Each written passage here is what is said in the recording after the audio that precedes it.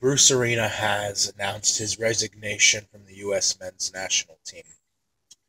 Um, while I think that was the responsible, dignified thing to do,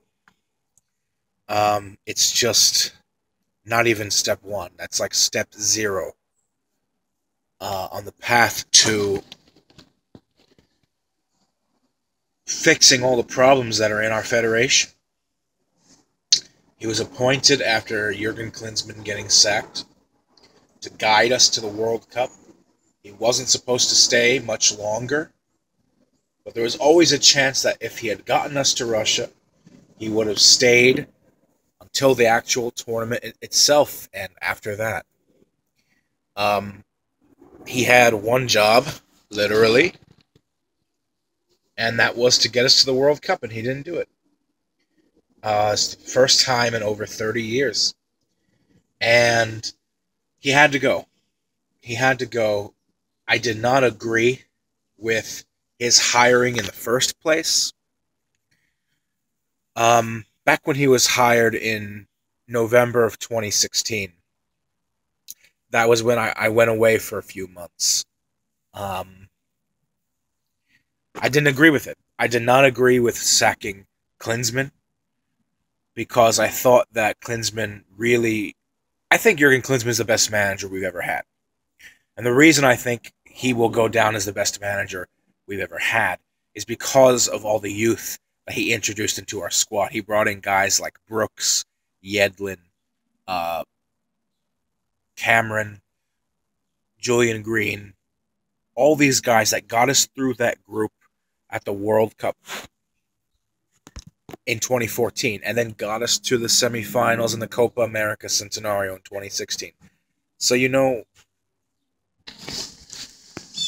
that being said, that doesn't mean that we should have kept Klinsmann for many years to come, because the thing with Klinsmann was he was a step in the right direction as far as injecting that revitalized energy that our team really needed, introducing younger players.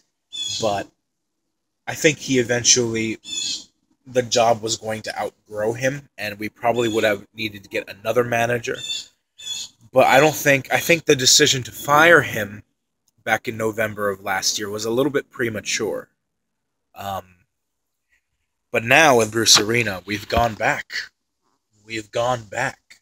And I did not approve of his appointment the minute that they um, assigned him to the post, because we had him as manager back in the early 2000s until 2006.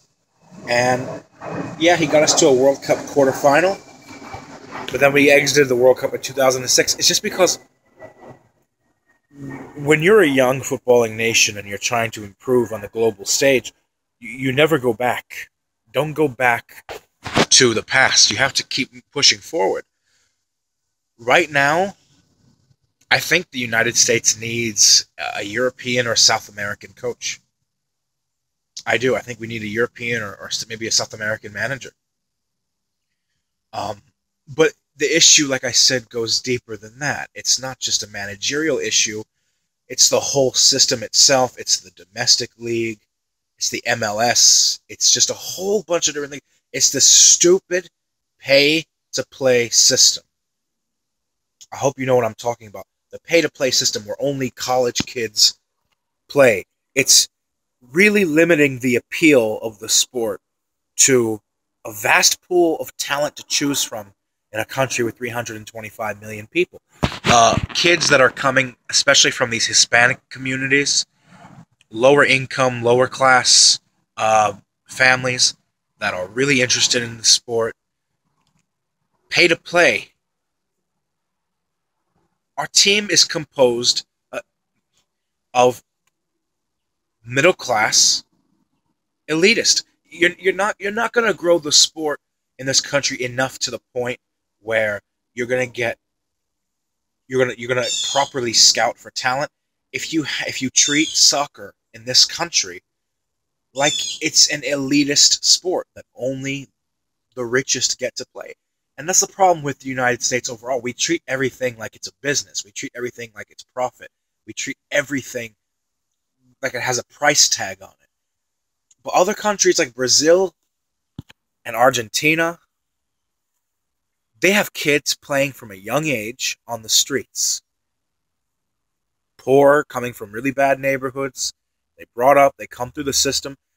And even countries that are not, developmentally poor, like Germany, they at least have a system in place from the youth level to the senior level.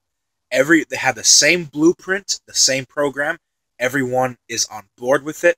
They sticks with it, and they cultivate talent. Now, I believe for the most part, talent is not born, it's made, and it's made through proper institutions and growth in the sport. So the whole system needs an overhaul here in the United States. I'm upset. I'm really upset because we shouldn't, like Bruce Arena said, we should not be sitting home. We should not be sitting home for this World Cup. This is not 1976. This is 2018. The United States has come a long way. There's still a long way to go. But with how far soccer has come in this country in the last 20 years, there's no excuse. We should not be sitting home for this World Cup. And we're sitting home for this World Cup. First time in over 30 years. I'd like to think this won't set us back a few years or even a decade. I'd like to think it won't, but I have no clue. It all depends on us. It depends on us to reinvest in the sport, make the changes needed. Bruce Arena going, that's just the tip of the iceberg. That's just the tip of the iceberg. You need a complete system change. And Sunil Gulati, the U.S. Soccer Federation president, he has to go. Guess what just happened? About an hour or so ago, he's refusing to resign. Dude, get out. You've been there since 2006. You've done some good things, but get out. This happened under your watch. Take some responsibility for it. He started defending the pay-to-play system. Oh, well, all countries have pay-to-play. That's just how... You don't know what you're talking about. Accept responsibility. It's an embarrassment. Leave. We're not going to change the system. You're only going to change the system if you change the leadership throughout the entire U.S. Soccer Federation. That's the only way you're going to change. And I feel sick. I feel sick. That's the word I want to use right now. I feel sick that we're sitting home for this World Cup. But I hope this, in some way, in some fucked up way, this needed to happen. And maybe it did. Have a good day. Much love and peace out.